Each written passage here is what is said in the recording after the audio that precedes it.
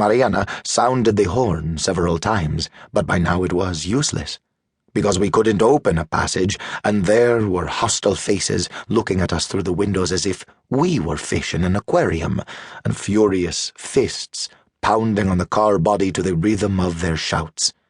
The single shout in which all the voices had already converged when Mariana stopped the car at one side of the plaza, and we managed to get out by pushing the doors against the bodies that seemed to adhere with the tenacity of mollusks.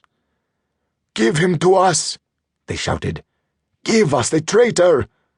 convulsing in violent eddies toward the closed balconies of the police station. And no sooner did I get out of the car than I found myself lost and far from the others in a dense pulsation in which bodies and voices were confused, driven by instinct or a determined rage as indecipherable in its purpose as the energy of the ocean. Like swimming in sand, I moved forward until I reached the hand that Mariana held out to me, but I could no longer see Santiago or Orlando. We drifted together toward the center of the plaza, where the bodies had erased the benches and the line of the gardens and covered in their flood tide the pedestal of General Orduña.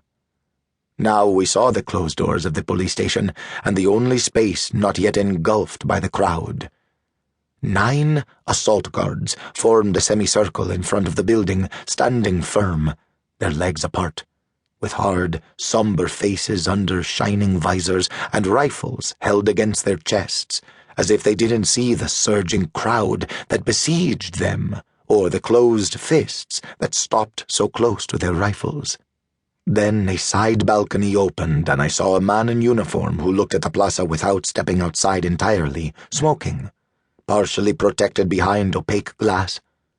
But that image, endowed with the serenity of an illusion, vanished when I felt people shoving me and separating me from Mariana, because a police van was making its way unhesitatingly through the crowd and approaching the semicircle defended by the assault guards.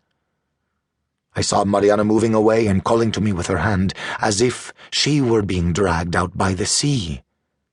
My blind fear was that I had lost her, and I shouted her name over the agitated heads that again occupied the fissure opened on the plaza by the passage of the van. And when I could no longer see her, a brusque undulation of bodies threw her into my arms and knocked both of us against a tree trunk.